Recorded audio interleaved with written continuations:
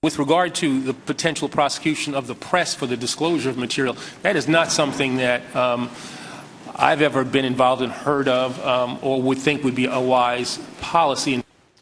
That was embattled Attorney General Eric Holder during a Justice Department hearing that was on May 15th, and almost a month of back and forth with House Republicans. Holder now has finally responded to their request for a further explanation of that testimony. Now, just yesterday, the chief law enforcement officer wrote a new letter maintaining that he didn't lie under oath, despite the fact that we now know that he personally authorized the spying on Fox News' James Rosen. Now, the letter reads in part, quote, I do believe that a thorough investigation of the disclosure of classified information that threatened national security was necessary and appropriate. So now the Attorney General thinks the investigation was necessary and appropriate only 3 weeks after he told the world that he felt, quote, remorse. Pretty interesting. Here with reaction. TV, radio talk show host, a Sean Compton's production, host Billy Cunningham, and Fox News contributor Tamara Holder. It's not something I've been involved in, but he did sign the affidavit and says it's necessary and appropriate. Is that contradictory? No. It's contradictory for somebody who doesn't understand the law like yourself, Sean. Oh. But in order for me to give you... Bill Cunningham's a lawyer.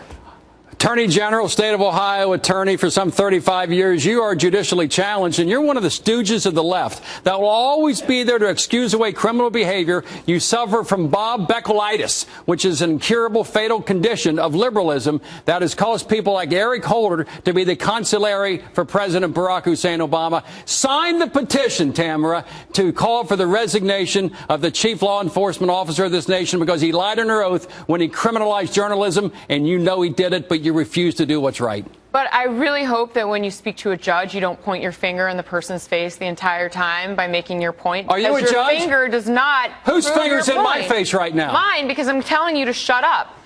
But anyway. Wait a minute, you shut up. Know your role and shut your mouth. My role as a woman. Yeah. Well, tell me how. Okay, it's not something that I've been involved in. Then he signed the affidavit, said it was necessary and appropriate. How is that not contradictory? Well, because the issue is whether or not they were after Mr. Rosen. And just because he is looking into the criminal conduct of what occurred, it does not mean that he's going after James Rosen himself. Wait a minute. Didn't he tell the judge? I signed many affidavits as an AG in the state of Ohio. You sign an affidavit under oath that what I'm saying is accurate. When he signed the affidavit on the search warrant, he criminalized journalism. He said James Rosen is part of a criminal conspiracy. That's what he did. Oh, he's part of a criminal conspiracy, which is a crime, a federal felony. And I agree that I think Holder accused Rosen of a felony. Now he's backing off. No, he has not accused him. He said that he is looking for information to determine whether or not he is. Now, I do absolutely disagree with the fact that that statement that he was a possible co-conspirator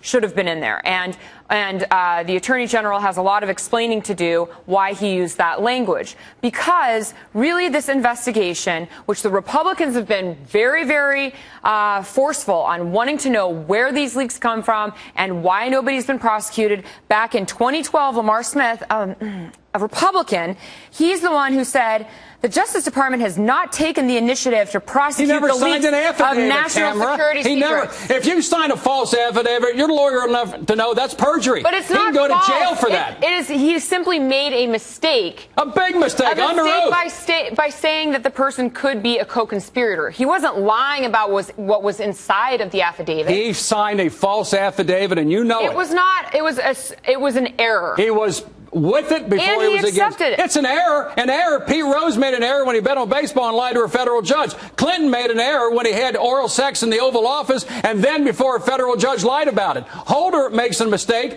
by lying under oath to a federal judge, and you're sitting here equivocating and pontificating as if he did nothing wrong. Get your finger out of my face. The fact that you know exactly what I'm talking about. All right, let me jump in here.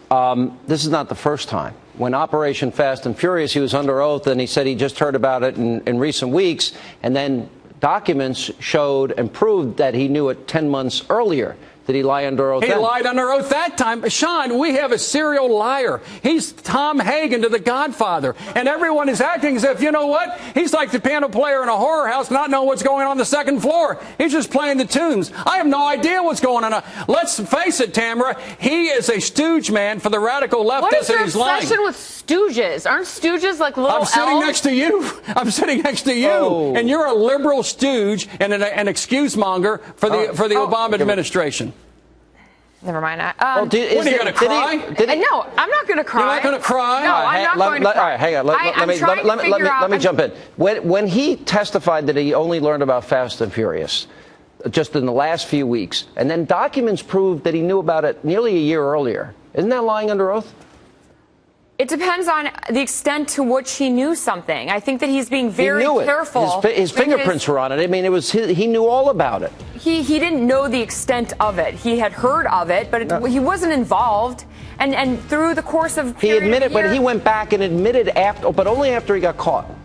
No, I think that he didn't realize the severity of it. Just like in this situation, you're looking at me like I'm crazy. I am not crazy. What happens to me if I lie under oath? What if he lies up? It was an error. You wouldn't even look at me anymore, were you? You wouldn't even look at me. He identified Rosen as a possible co-conspirator, and I think that that's wrong. That he shouldn't have said that because clearly then he lied about it. But that's not a lie. That's saying, we made a mistake. Not something I've been involved in. We're not looking to turn him into a co-conspirator. All of these investigations have been, how do we get the information to find out who is giving the leaks? How many false affidavits have you signed? For the leaks? How many false affidavits have you signed to a federal court?